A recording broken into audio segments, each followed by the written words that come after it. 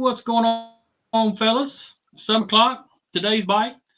I kind of threw a unexpected guest in the mix, and I think of a really good fisherman that I know and been real good buddies with for a while now, Mr. Tim Howell, Long Branch Guide Service. What's up, What's going guys? on there, Mr. We hit Tim a little bit Tim is last minute, didn't we, Tim? That's right. You were ready though. Always ready.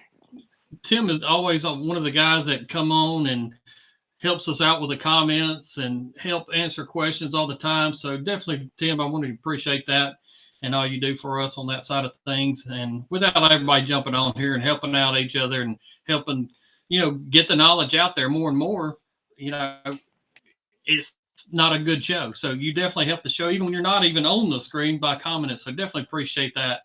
Another thing, guys, I see everybody jumping on here. Definitely appreciate everybody tonight. I see the 25K Crappie Connection coming up. Pound it out. Let's get that thing rolling.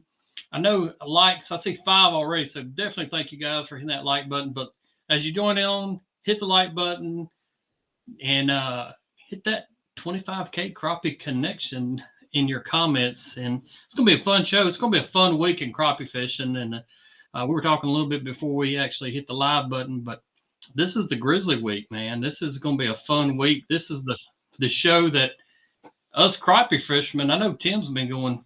How many years you been going up there, Tim? Oh, my 5th year, I guess. Yeah. It's one of these things. Once you go, you kind of get it in your blood almost. You're like looking forward to Christmas almost. You're looking forward to going up there and seeing a bunch of your buddies every year and hanging out and not only at Grizzly, but we actually hang on out after the show at the hotel and chill out. And usually Hunter pulls out a guitar and plays guitar. And so we have a grand time whenever we're up there in Collinsville. Yeah, it is a great time. And I encourage you, if you haven't been, you need to go check it out at least once. Yeah. This is Dustin's, the Stash's first time to go. Oh, yeah. I'm looking forward to it. And, I guess I'll probably be leaving sometime Thursday. I don't know what time you guys will be rolling, but I'll probably work a couple days away, actually. So I'm excited and been looking forward to it. I'm going up there with the Power Crappie crew. We're going up there for the Red Rods. Ken is going to be up there, and we're going to be doing a little representing. I think I've got a couple seminars that we're going to be doing, a group of us, I think Friday and Saturday, if I'm right. So what time? Let's see how well you remember things, Dustin. Yeah. Friday and Saturday. And, what time? One of them is at 10 a.m. Friday, and then 4 p.m. Saturday. Well, I won't be there for the 4 a.m. one for sure. No, I'm gonna miss that one myself. I thought you were looking at the deal. I really don't know. I threw those out there just acting like I knew what was up. Somebody actually out there that knows exactly when Dustin's show is going to be. Post them on there in the comments for us, because undoubtedly he's done forgot. Tim, I know I saw your name on the list too. Yeah, I think I'm Saturday at 9 and then Sunday at 9. Oh wow! Oh sweet. All right. I know I'm doing one Saturday at 3 o'clock, and one of the cool things that as you're watching these seminars, at the end of them, you get a ticket and they'll draw a lot of great prizes. And I've got some of the different hoodies that we've had through Crappie Connection that we're going to put in that prize deal for you guys. So make sure as you're up there, get you a ticket, watch the seminars, and man, just go up there and have a good time with us, because it's definitely going to be a great time. For sure. Yeah, it's always a great time. It's like Brad said, it's almost like Christmas morning. Yeah, I've been waiting on it. I mean, I look forward to it every year, and I don't know, this is I'm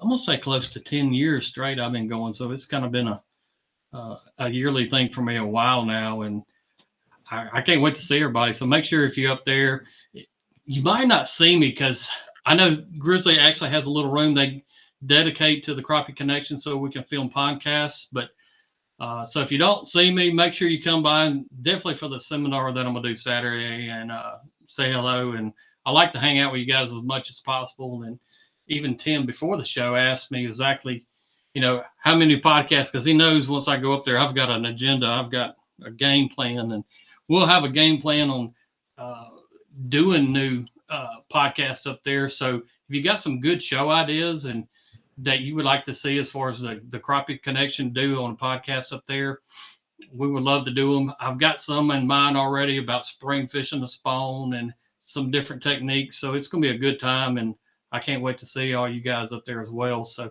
it's going to be a fun thing. I know tonight's subject line for me is post spawn crappie. This post cold front crappie bite that we got going, and that's exactly what it is around here. Is we had some cold water come through and cold temperatures, and now today was warm. Oh yeah. Today was actually gorgeous. I actually did a little golfing this afternoon. What? Believe that? Yeah, believe that or not. I did a little golfing.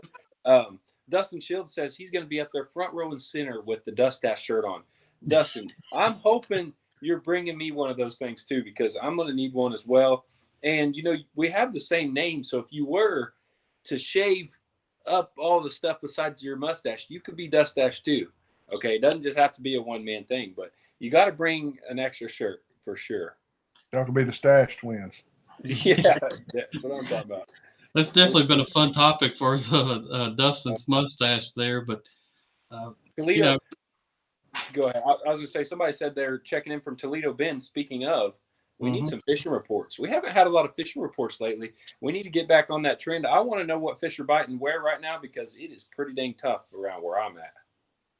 Yeah, last week, and I kind of kick off my fishing report, and we'll see what else we get generated too as far as the fishing reports goes. And last Tuesday, our forecast for the remainder of the week was just 5 to 7 inches of rain. It was going to rain every day and just be miserable. And so I was like, man, I can't hardly stand to be cooped up in the house all week.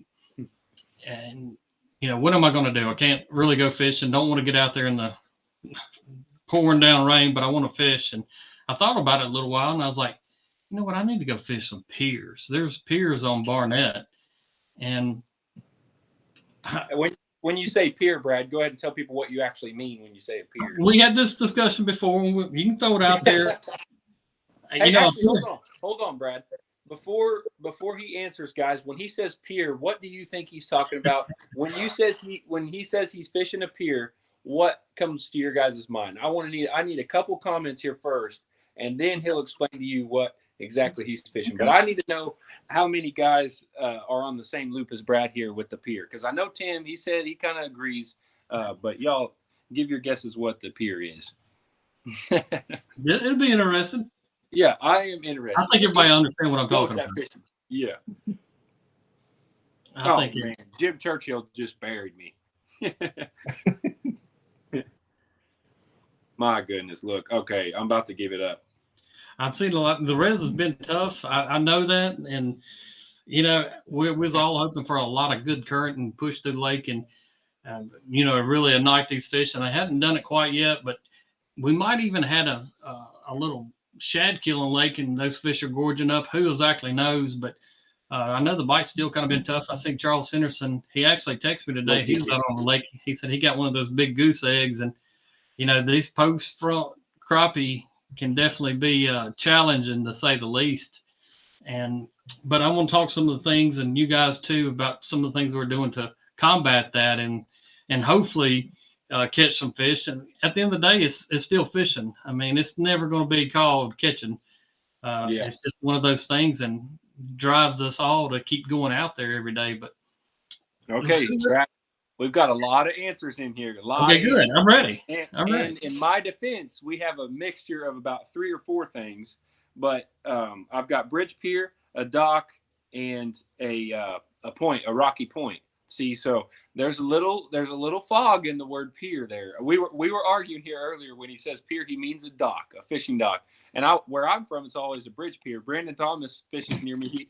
He said that the same thing, bridge pier. It's always what I've called them. So that's where he was throwing me off. I'm like, where in the world in Barnett is he fishing a pier off of just standing?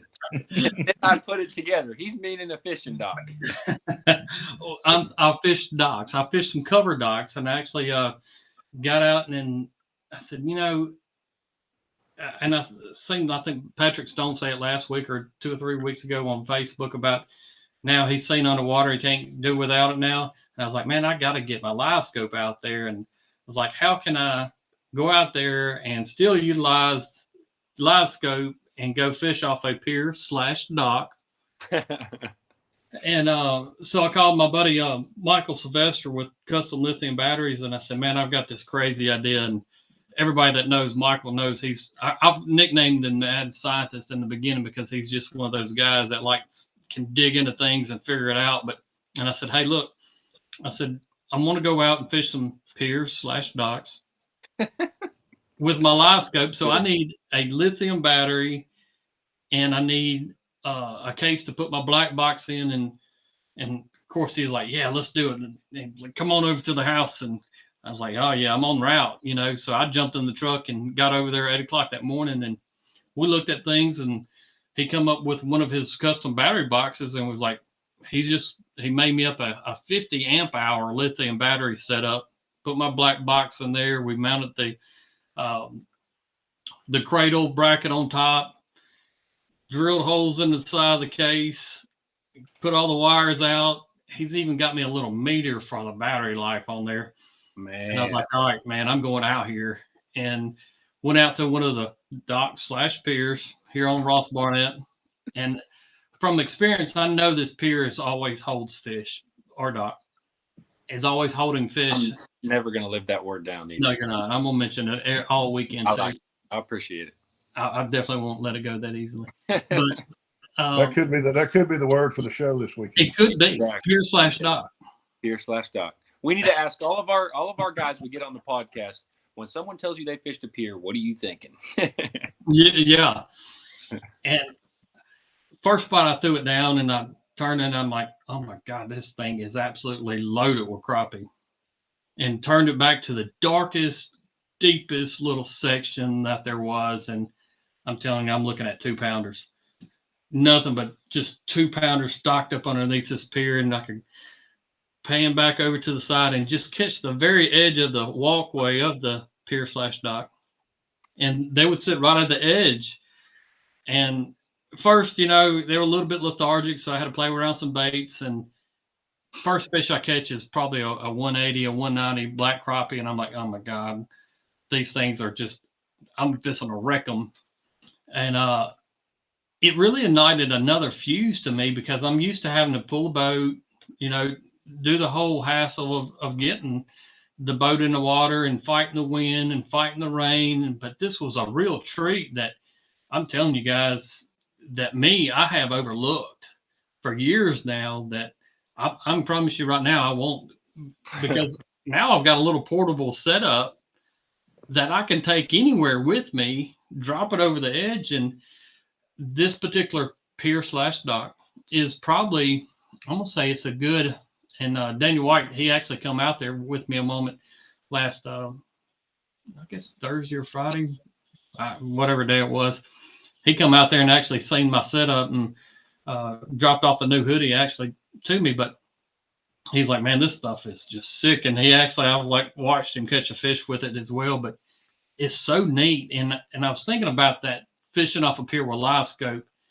And one, I think it's even going to help with bait control even more, because it's a whole different aspect that I never really realized. Because of a boat, I'm kind of used to controlling it with my foot and everything else. But now it's completely, you kind of move forward and you move back to move your jig. And you see everything. Really, really cool. And the bait that I really caught fish on was a small little bait. And I had to adjust a couple different things to make this bait really work. And it took a little while for me fine tuning things to get the right bait and right profile.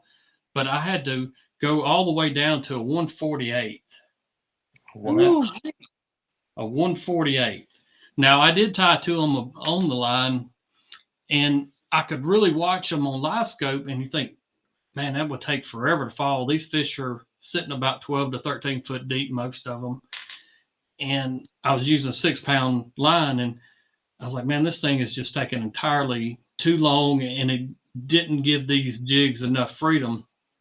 So the next night I come back home, and I actually re-spooled with 4-pound fluorocarbon.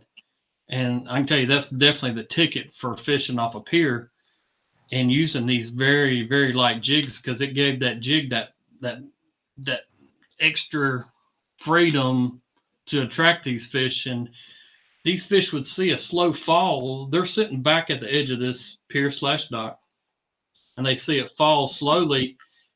With that lighter line, it gives them a little bit natural presentation going down. They would run out from these dark sections and attack these baits. I did shoot a YouTube video with it. Hunters should be about through with it, and we're going to go out and show you guys this little setup. And to me, I had to buy an extra cradle just so I could utilize the same unit that I had on my boat, because I didn't want to keep taking them back and forth. So I just actually bought another cradle that I'm gonna leave mounted on this setup. And luckily enough, I had a backup transducer and all. But this is now just opens up a whole new door that I'm really excited about to do. I see Crappie Kev. I probably won't be doing a seminar. My seminar probably won't be on shooting piers and docks or what have you. But I learned a lot, and that was one of the exciting things for me. Is I don't get to fish off piers a whole lot, but going out there with a live scope set up and seeing these baits, how they could, because you can control them so well, and you can see the fall rate, and there's no any other influences as far as that presentation, but really what's on that line and how they fall and how these fish react. But the itty-bit slab hunter, itty-bit swimmers in the Cajun cricket and also monkey milk, that was definitely the key for fishing off these pier last week for me. Yeah, so, when you downsize like that, or it seems like I'm always downsizing when I get close to those docks / piers. It just seems like when they're schooled up really thick under them, they're just a little bit more pickier than when they're out roaming and feeding. It's almost like a staging area for them a little bit, but they get schooled up real nice, and that's a good way and place to catch them for sure. Well, it was one of the things that I've overlooked for a long time now, but I think on these, I'm going to try to fish some nighttime. It's opened up a whole nother world that I haven't been doing before. And it's even brought some more excitement for me to learn even more about crappie fishing, because for me, it's always, picking out these little patterns and seeing different things. But I really felt like the key for me last week at fishing on that pier or dock was downsizing my line and downsizing all the way to the jig head size and even the profile. And I'm a big fan of the Bobby Garland slab hunter. I mean, I use those things. Oh yeah. Everybody that watches know I use them a lot. But this itty-bit swimmer is a little bit smaller profile, a little bit skinnier profile. And I thought that bait was better last week for me just because of its profile being a little bit skinnier. But that was my today's report. I know I got kind of excited over it even. I can be honest. I went to Grand actually Sunday with a good friend of mine, Josh. We went. It's the first time really that I think you could have got around well enough after the thaw of the lake. A lot of boat ramps were frozen up, and the back of coves were locked up really good. So we just had probably a 2-week span of everything being frozen pretty solid. All that was good out there in the main lake was some good duck hunting and stuff to be had. But and I got in on some good stuff like that. But for fishing wise, it was kind of as I suspected. We had a big shad kill with these super cold temperatures. And I think a lot of these fish are just sitting on the bottom gorging themselves. I mean, It is a tough bite. You can find fish roaming, and they will just sit there and stare at a jig or move off or take off. But really, even the numbers, it was hard to find the numbers of fish because I think they're so stuck on the bottom, just gorging themselves.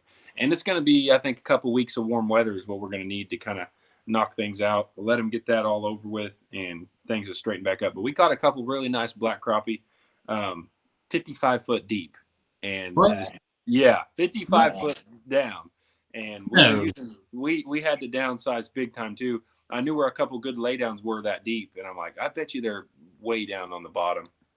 So we bounced over to these brush piles, and we did pick off a few really nice fish, and they were so deep you have to reel so slow, because they're blown up by the time they get to the top, and they feel so nice down there that deep. I mean, you feel like you got a giant on, but these were good, solid 13, 14-inch fish, and that was great. That was a fun time. You still feel the bite and everything that far down, but it is wild. I always mean to take good video of them being that deep, but I've got to this next time. There was quite a few fish on one brush pile, but getting them to react was just you had to hold it there, and then finally when you get one, you know how black crappie get too, and it just seemed like they wanted to follow and not eat it. And then finally we would downsize to the same exact thing Brad talking about, the swimmer or the slab hunter 80 bit, and we put a couple in there, but it is tough. Right now, Grand is about as tough as I think it can get. January, beginning of February can be tough on Grand, but when things start warming up, we ought to start putting it to him pretty good. Justin, I want you go back, and what size line did you have to downsize your line as well to get that deep? Yeah, we actually, when I'm fishing that deep, I like to use the light as possible line.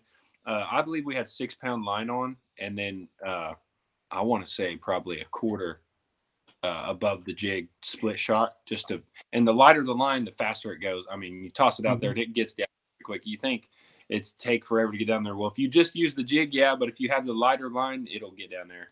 And thankfully there wasn't bad wind and big waves or anything, so you can tune in and really watch it fall. But it is fun. It's definitely challenging to know what you're looking at too, because the place was full. That was my next question. Yeah. It gets what does full. The size of the fish look like on the screen at that depth?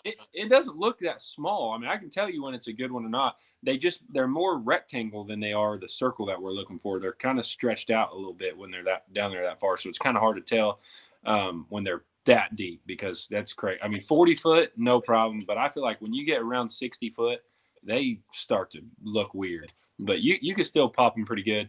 There was a lot of blue cats roaming around, and they try to trick you, but they got a tail with a point that kind of comes up, and it's like a little extra piece on them, and that's when you'll always know those are blue cats. But you could go snipe a limit of blue cats out there right now on the live scope. They're just sitting there, and you could drop a minnow on them and catch a limit of decent blue cats, and that's fun to do too, because they can fight out there. But as far as crappie, it's tough. I'm thinking there's a lot of crappie.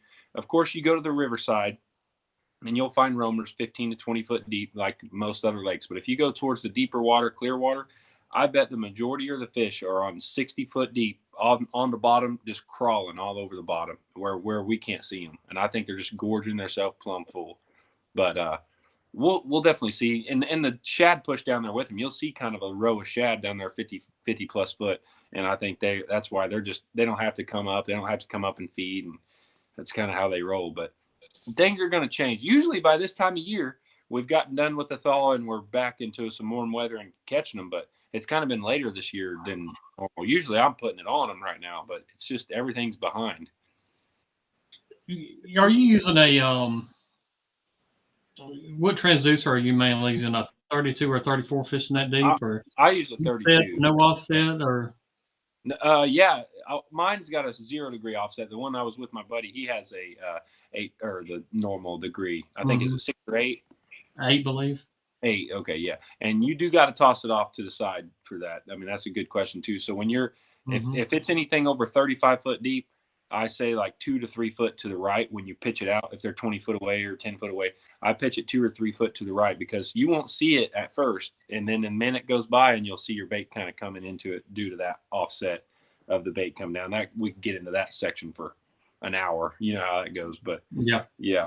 Definitely when you're fishing that deep, there's a skill to it, and it's fun. It's just something different. We always going out there popping them 15, 20 foot. When you get down there 50 to 60 foot, it is something else. And I've been fortunate to get into them like that pretty well. Certain times a year, you can catch some super nice crappie for Grand Lake that deep. 50 to 60 foot deep is where the big ones are hanging out. And it is fun. And when they're super aggressive, you got to get within 10 foot of them, and they're coming because the water's so clear that you get anywhere in their facility, you'll see them coming across that screen, and it's like, oh, and you just start reeling. But right now, definitely not going on. You can definitely catch a mess. You go catch probably a single limit if you spent some time out there, but it's tough fishing. I'm sure there's docks that are loaded or piers that are loaded, and you can catch a lot of 10-inch fish, but I've gotten so ate up. If I'm going out by myself, I'm trying to always look for those bigger fish. But you ought to be able to get a hold of them pretty good on some deeper docks. Yeah, I got a question. And, Tim, we think about this post cold front crappie, and people, I seen a comment, are they biting minnows yet? And kind of tell us, how you've adjusted through the years. I know Tim is one of the great guys when it comes to spider rigging and fishing these post spawn crappie, I keep saying that, post cold front crappie. What about minnows, and where does that come into play, especially for you? I think this time of year, the minnows are the only way to go for me. Yeah, no doubt. And on the post cold front for me on these lakes, like right now, like today with the sun shining, 65 degrees, and we just come out of the Antarctic weather we had last week. I would have found some 10, 12 foot of water. Mm-hmm. And I would imagine those fish would probably have been, 2 foot deep today. Wow. Yeah. They're sunning. Yeah. Yeah. A little. And then, like I say, minnows would be my number one choice. I wouldn't leave the house without a bucket full of minnows. Yeah. I mean, it's crazy how you can go across the country, and like Tim was saying just then, he would be targeting some really shallow, and Dustin's out, man, 55. And I see John Mayo even made the comment, he only had that much line on any of his rods. And, man. Yeah. When Dustin said that, I was thinking, would you be using a downrigger or, Right. That is funny. Tim, someone said, can you get a boat on Grenada yet? Do you guys know that yet? Yeah, you could. I'm sure you can. With the lakes have jumped 5 or 6 feet after the rain we got in the snow last week. But I did notice today that they're pulling water as fast as they can too. So they're coming back down now. But mercy. Well, I'm ready. It won't be long until it starts stabilizing out. Normally around the 1st of March is when they start holding the water. I'm ready to see big old pigs getting yanked out of there. It's coming. Explain to the guys, and I've got a lot of questions even about Grenada and the core lakes, but explain to them how this water level works and how does the core operate, fluctuate in the water in the springtime with the rule curve and all that kind of jazz for some of the guys that aren't that familiar with how those lakes operate. Right. Yeah. I get asked that 10 million times a year about, the lakes are low, the lakes are high, and they're actually, last year they were right on rule curve all year long. So typically how that works is, around the 1st of March, they start holding water. And they'll let it fill up to what they call summer pool, which is typically what is about 25, 30 feet above winter, about 20 feet above winter pool is normally the summer pool here at Enid. And then usually around about the 1st of August, they'll start pulling the lake down to get, gradually get it to winter pool. And of course they do that for the flood control, of course, for the winter rains and the spring rains. But, and it all depends on how much rain we get. Yeah. If we get 10, 12 inches a week in February, a couple times during the month of February, they're going to be 20 foot above summer pool by March. Yeah. We've seen that happen in the last several years. So you just really don't know. And, people call and ask, what's the water level going to be? We're going to be able to do this or do that. And you don't know. I mean, you have no idea until it's here of what it's going to be. And then you just have to adjust accordingly to whatever it is. You can find like that rule curve. And I know I've looked at it through the years, and you can say, all right, Grenada's supposed to be at 200 feet. And I remember 204, 206 always comes to my mind when I think of Grenada Lake. It's kind of my favorite height on that level. I think it's either 204 or 206. I can tell you where I would be at. It would be in some ditches. But if the lake jumps up and it gets above that rule curve, they're going to keep sucking the bottom till they hit that mark. Right. And once they get that mark, they'll kind of level it out there. But if they don't get enough rain, they can't get it to that mark. So it all depends on Mother Nature on what these lakes will do up there. That's right. I've seen it at times in April where you still couldn't use 90% of the boat ramps because they were dry. And I've seen it where you couldn't use them because they were flooded. Wow. You just don't ever know. That's crazy. Oh, that's Yeah. funny. I know. I see Chaz Rogers, and they're not biting any minnows at the res here later. I know, the res is tough right now, but it's going to get better, guys. I can promise you. And it definitely has got some really, really good fish in that lake, and it's going to show out this year, I believe, as well.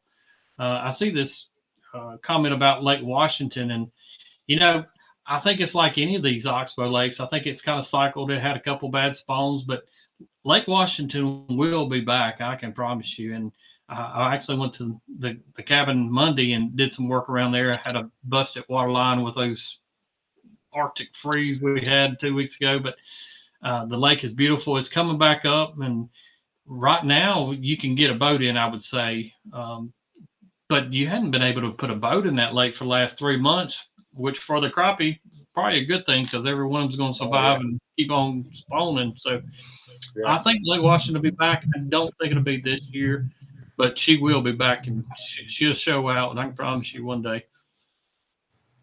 Stephen Sullivan said, Tim, he's been catching good fish on a bigger profile jig, 2.5 to 3 inches on Enid right now. Right. Makes good sense. That water's so muddy right now, they can't see anything. So I would definitely, if I was going to use a jig, it would definitely be a big profile bait. Crazy. That's awesome. That's like we were talking before the show. That's why that Grenada Gold is such a great color. Oh, yeah. That's the reason Chad Rogers is having a hard time getting them to bite. Look at that. Look, there's a Grenada Gold right there. The reason Chad Rogers is having a hard time getting them to bite minnows on the res is because Brad's got him taught to eat Bobby Garland so much. You got to drop that Bobby Garland on him, and I think it'd be a little different. Yeah, well, I was talking about the shad kill earlier, and I forgot to grab one of these, but I beat this in there just about every show. But this is a live roamer again. And if you go to Grand right now through that ice where all these dead threadfin are, you can hold this bait up right next to them in this ice, and there it is a spitting image to that fish. So these are a killer right now. And if you want to downsize your profile, you can bust these bad boys right in half and put it to work too. So the live roamers are a killer this time of year through on for a good while with these shad like they are. You got a lot of crippleds and wounded and dying shad, and you can rig that up both ways. So that's just a little tidbit from the Bobby Garland baits. There you go. I think we got 244 people watching between YouTube and Facebook right now, but I've only got 122 thumbs up or likes. So guys, if you're watching right now, see if we can bust that on up. Definitely appreciate that. I see a lot of good comments. Y'all guys keep them rolling. Evan Berry, he said he actually tried minnows yesterday and he couldn't get them to bite. And I think it kind of come back to the size of the minnows. I mean, I wouldn't buy a minnow that small. But on the same token, do what? I said if they had them, man, I would. Those would be top sellers around here. And another thing I kind of noticed last week, and I really didn't want to spill it before tournament on the res, but one of the things I kind of noticed on the res in the month of January is I really thought these fish were feeding on what I would consider grass shrimp or very small shrimp on the river side of things. And I noticed these crappie running right along the bottom, and it almost looked like catfish, how they were almost shoveling through the mud. And the color that I got them to bite is a color called copper nose, and it's a Bobby Garland slab hunter, which is almost a clear bait. And you're thinking, it's not a color that I normally would use, and I think I even said on today's bite, but I really think those fish were keying in on grass shrimp. Them crappie were eating them grass carp. Yeah, but they were like in little schools together almost. It'd be 4 or 5 fish together, and they would just be shoveling along. And if you could bring a small profile clear bait over the top of them, I could get them turned around and actually come up and inhale it. But if you ever stopped that bait, the game was over. So there were some little different keys. And another thing that I seen was I really thought that these fish were on sandbars or off sand areas. It may be at the end of a section that had sand on the bank. And I felt like these fish were, I had an underwater camera, I guess, with live scope, but not enough to say, all right, they're feeding a little grass shrimp or anything.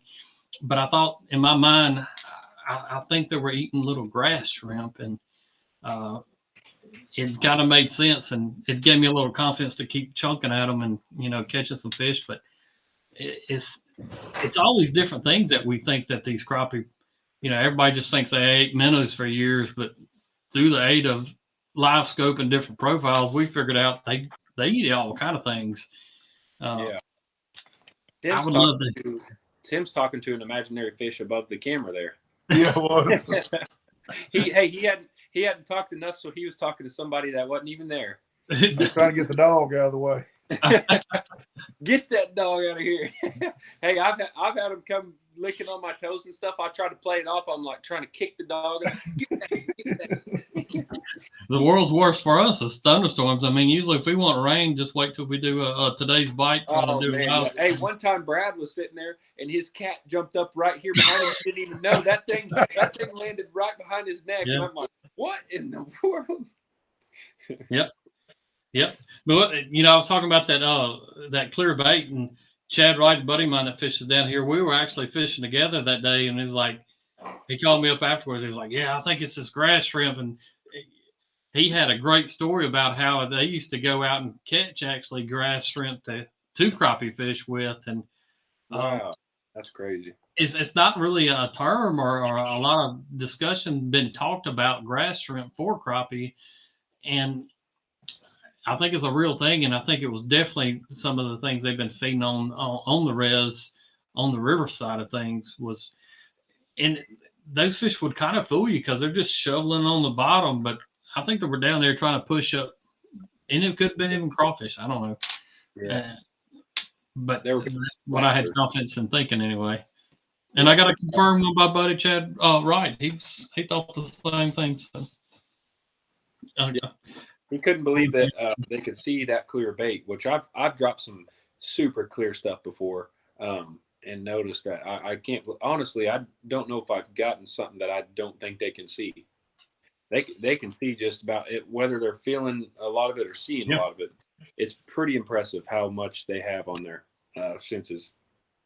Oh, it amazed me. Before live scope, I never owned any type of monkey milk or any type of clear bait at all. Never owned one of them. Mm-hmm. But now it's my favorite, one of my favorite bait colors.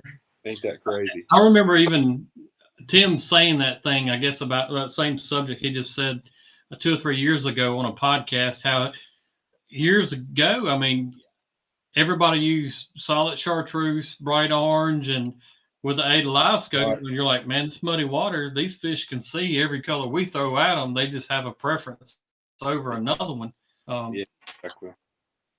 So I thought it was very interesting that Tim fishes in muddy water. If you ever been on the Core Lakes in the spring, you're going to come ahead and fish some muddy water. And, the general idea for me was always muddy water, brighter colors and darker colors to make it shine. But Tim, you kind of lost confidence in that, huh? Oh yeah. It threw everything I thought I knew out the window. Mm-hmm. Ain't that crazy? It's like you said. I was orange and chartreuse and solid chartreuse. Bright colors. And now it's some version of monkey milk or a lighter color most all the time for me. Mm-hmm. And it's just it amazes me. I know. Just goes to show what we know or what we thought we knew. Yeah, live scope's bunked a lot of theories for sure. No doubt. On these post cold front crappie for you, Tim, and I know you're going to face a lot of them here this year, like we always do. Right. But what are some of the things that you try to do whenever you're coming into a situation like we just had take place as far as crappie fishing goes? Number one thing is slow down. Mm-hmm. You got to slow everything down for sure. And normally move out a little deeper. until they get adjusted back to what's going on. They're going to bite in all conditions, of course, but they're just finicky, and any little subtle change for any little bit of time, it just throws them off for a little while, it seems like. But it doesn't take them long to get back into the swing of things, so to say. I would target, I would start out, in some deeper water, but maybe fishing shallow in that deep water. I've seen that a bunch too. Oh yeah. Used to be, pre-live scope, this time of year, we'd start up by the dams, on a bright sunny day, in 30, 40 foot of water, and you'd be fishing, 2 to 4 foot deep and wearing them out. That's crazy. Just right out in the middle of the lake, just kind of no rhyme or reason at all. And I think, of course, that that water warms up quicker up top, and that's what we always thought, and it worked. Yeah, you had confidence in enough to go do it day in and day out. That's right, for sure. John Mayo had a good comment there. He said, "How many crappie have you cleaned with a bright colored shad in their belly?" He's exactly right. Good point. All mainly dog colors. I got a good question, and I see Robert Ratliff saying on some of these nice, get you some nice sized tadpoles, and we did a podcast about a gentleman up in Tupelo using tadpoles, and I remember that. And, I never thought about using them. I just can't. I mean, I've seen them several times. If you buy some minnows and they'll accidentally have some in there, and you'll get some in with your minnows, and I always just threw them out, and I would hook them. It makes sense. I mean, I'm sure they'd eat them. All right, so we got a good question here. Tim, this is probably more pointed towards you, but he says, top 4 baits for muddy water on an overcast day. I'm going to use something without glitter in it. And I'm going to probably use a darker color. What would the top, probably black and chartreuse would probably be my number 1. I like it. And I don't know the specific names of the Bobby Garlands. What is the color purple and the purple and maroon one? Oh, Vegas. Yeah, that's always been a pretty good color. Dang, there you go, Brad. OG over there. That's right. Then just, but definitely, my thing on it is on an overcast day in the muddy water. I don't want anything with any glitter or sparkling. Just always seems to work better for me. Yeah, I agree with that.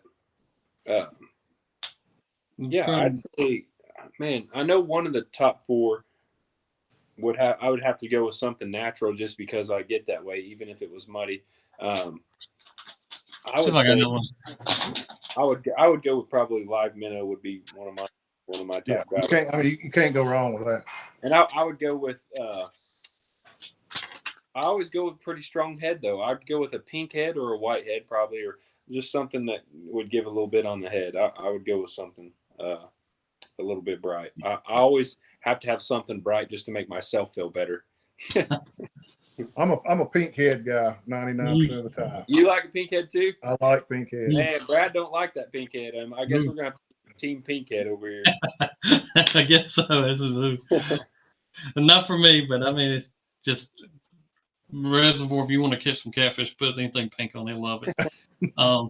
It's just kind of my experience with the color pink on Barnett anyway. So I'm kind of be dropping on catfish.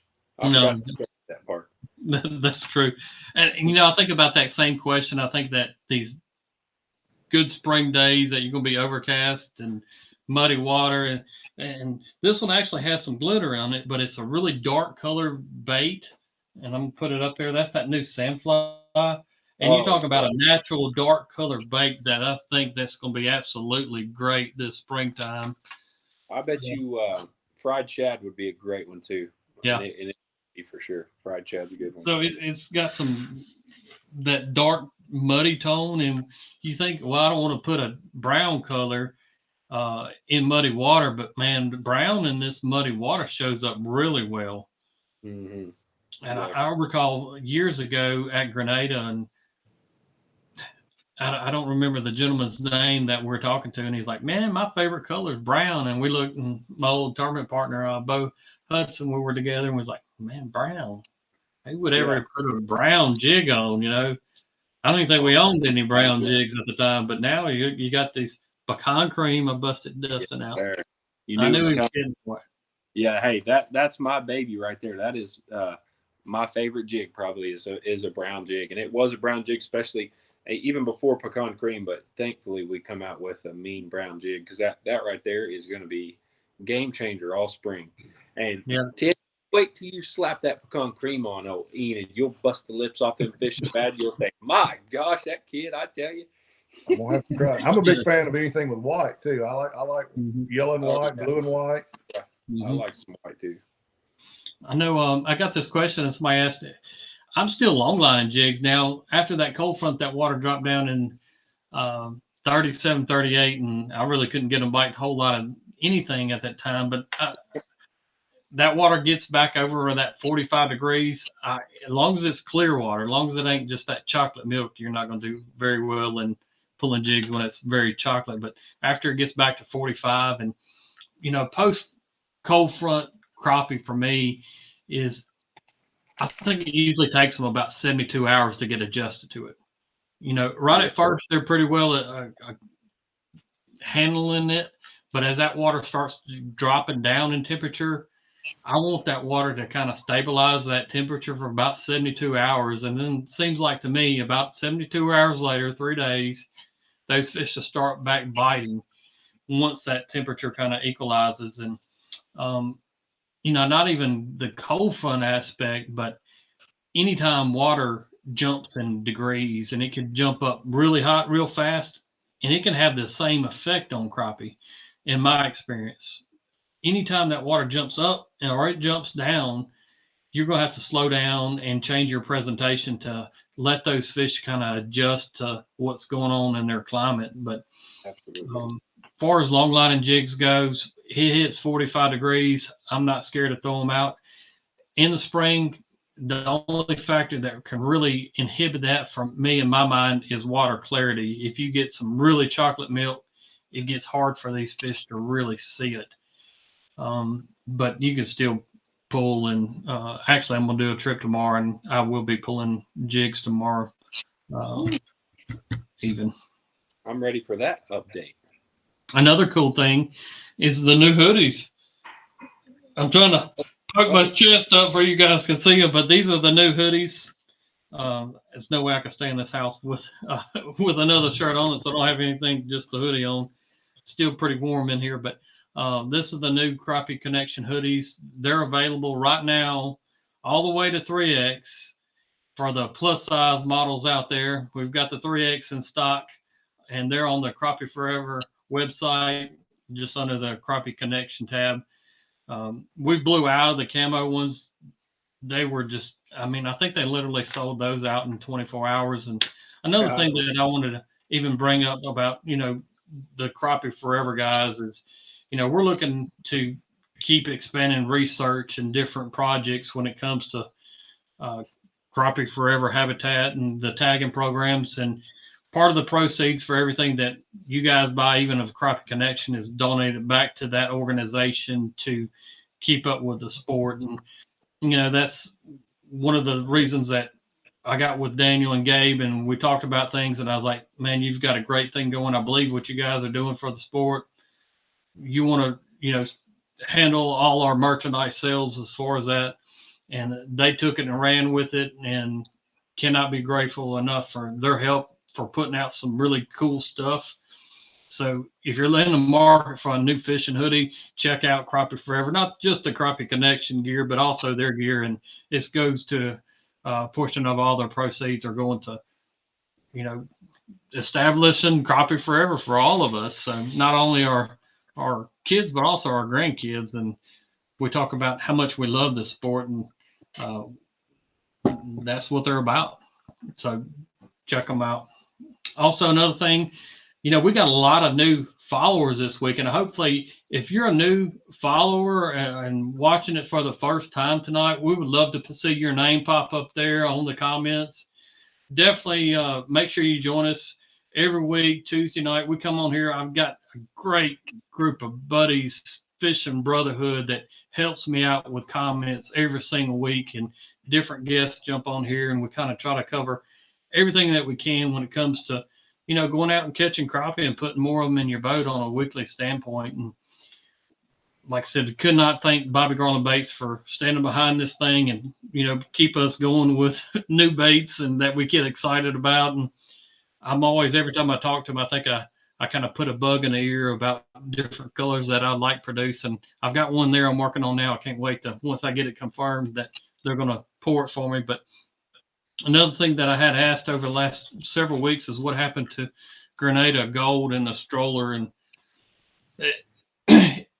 for Mississippi guys, and Tim even said it, that color right there is just a phenomenal color. And it's not really a good color across the United States, but it's a really strong color for us in the South. And it's back on the list. They've already started pouring it back. They've got them poured. They're going to be back on the shelves. So from you guys, comment and message me and say, man, what happened to the Grenada Gold? I was able to go to them and say, hey, we got to get a Grenada Gold back. That color's got to come back. And they listened and they put it back in the lineup for us.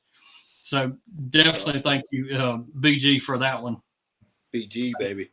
Hey, shout out real quick. We got a new viewer that's done a lot of commenting tonight. Crystal Ducker, I believe is how you would pronounce it. But welcome to the Crappie crew, and we'll be seeing you every Tuesday night, 7 o'clock. Absolutely.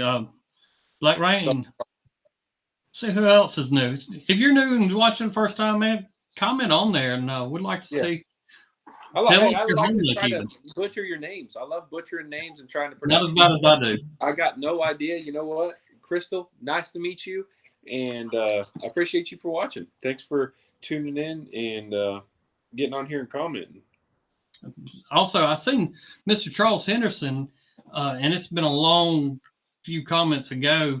He said, "Guys, be careful." He actually slipped in his boat today, and I think he had 45 staples put in from being, and I know he was fishing today because he messaged me, but send out some love to Mr. Charles.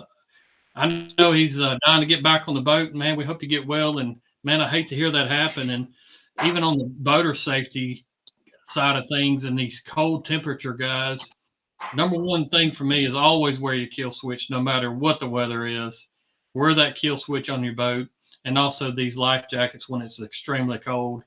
You don't want to fall out in that 37 or 45 degree water. It's cold. That would hurt. And Carlos Willis said he was new. Yeah. Oh, yeah, right.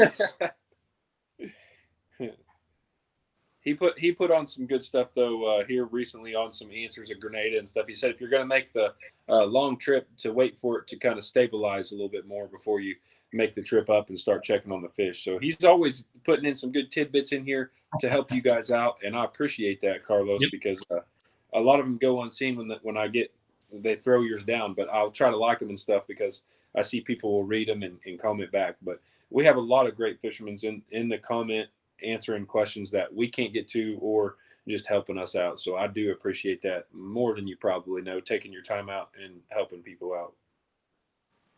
Yeah, I got Derek Martin. He's up here. He said he's catching them on 1.5 inch white and chartreuse guppy gobblers, 2 to 6 foot of water. Woo! That's shallow. That's awesome when they're like that, though. That's so fun. So fun. All the proceeds. Okay, here we go. We got a new. Correct me. All the proceeds go to the whole Crappie Forever standpoint. So good organization, guys. Order some stuff up. He had to fix you there, didn't he? He did. Anthony Huffmaster. I feel like these names are getting harder on me on purpose, but Anthony, super nice to meet you. He said this is his first time watching and a new follower from Northeast Oklahoma. So you're around my neck of the woods, buddy.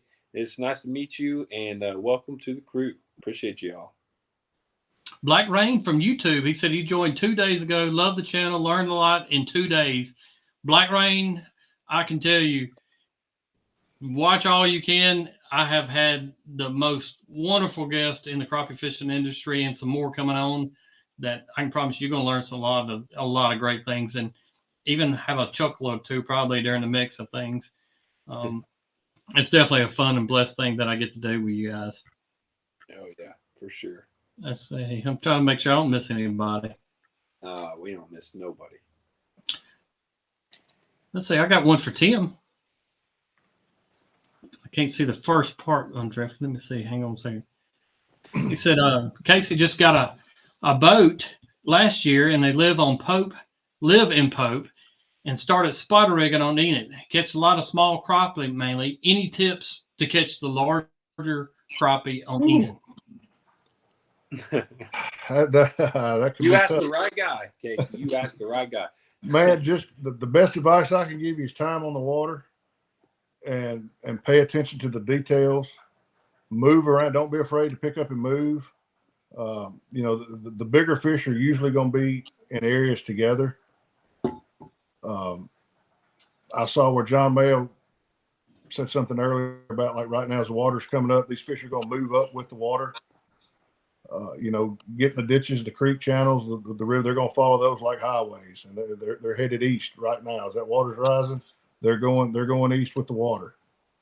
And the biggest thing I can tell you is pay attention to details. You catch a keeper fish, be asking yourself, why was that fish there, and why did I catch it? That's a good one right there. And and that's probably the best advice I can give you. And then start putting stuff together. And pay attention to where you're at, and if you're in a little depression, or if you're on the flat, or if you're off the side of a drop, all those things matter. And you start paying attention to all that stuff, you can start putting it together, and you'll have a lot more success. That right there was worth $1 million, Tim. I appreciate the words of wisdom there. I like it. That is about the best beginner pack few sentences there I think you could get for crappie fishing. Mr. Ricky, he's asking, have you ever used a pole setup instead of using it on a trolling motor? And Ricky, in the beginning, like I said, I did off a pier/dock. I had to throw that in there for Dustin one more time. But off of a pier is deadly. Yeah. Have you guys jumped in anybody's boat that had it on a pole setup? Oh yeah. I've actually done that, and it works great. It's kind of suit yourself. It feels like I can do way better personally on a trolling motor.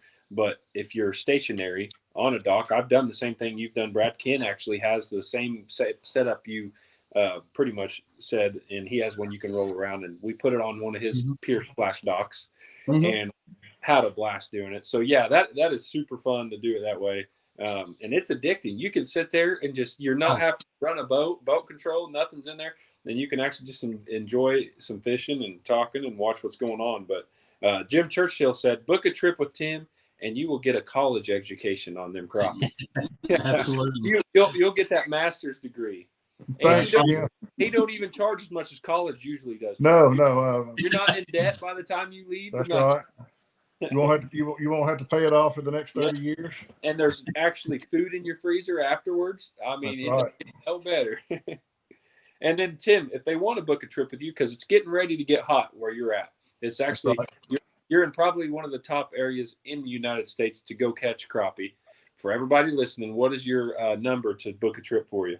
You can give me a call at 662-251-5625, or you can message me or hit me up on Facebook or longbranchguide.com. Longbranchguide.com. Got you. Hey, 3 different ways to get a hold of a legend. I don't know why y'all wouldn't, but I'm willing to bet you're already starting to book for spring. Surely, aren't you? Oh yeah, my spring just booked up. That is crazy. That's awesome. Well, sweet. Hopefully, you get a few trips going on from here, and people make the trip. Now, what is your not preferred method, but what do you spider rig most of the time? Most 90% of the time we're spider rigging. Okay, 90% of the time you're spider rigging. So something new compared to what you would be doing normally now. I mean, so spider rigging is something that seems like is a almost dying breed until people like Tim keep it going. That's right. Yeah, you think that, but I've seen over this past wintertime, and went out and I've seen probably a third of the fishermen using live scope, single poling, looking for suspended open water fish, which is fun. I've seen another third spider rigging, and then the other third long line jigs. So it's still a lot of different. Well, yeah, I say that that's where I'm at. It's way different. I would almost say when I go to Grenada or when I do tournaments out that way, I see way more long lining and spider rigging than I do anywhere else, hands down. So it is definitely still a thing going there. And live scope just is another tool helping it. That's right. And I'd almost say I would have it on if I was spider rigging still. Sure, most certainly. But yeah, that's true. Yeah, I mean, I've seen somebody, Justin, to say from YouTube, he says anybody bank fishing, and I'd like to do some more of bank fishing. And like I said, with the pier / docket, it kind of ignited another fuel for me to get back to the just relaxing of not pulling a boat and just going out there and going fishing. It's still a lot of good things going. A bank scope. Bank scoping. It's next. Yep. Well, definitely, if you're a new time subscriber, watcher, make sure you go ahead and hit the follow button. If you're on Facebook and if you're on YouTube, make sure you hit that subscribe, turn your notifications on. We do this every Tuesday night, 7 o'clock. Got a lot of fun stuff coming this week. And if you can make it to Grizzly Jig and you see one of us three, I can promise you we'd love to meet you guys. And thank you for all the support that I get. I do not overlook anybody's messages, and we look forward to having a really fun week up there. And like I said, appreciate everybody for coming on every week, and give you a couple more likes if you haven't yet, and we'll get out of here and see you guys next Tuesday night for today's bite. And I'll be seeing you guys in a couple days at the Grizzly Jig Show. That's right. We'll see you.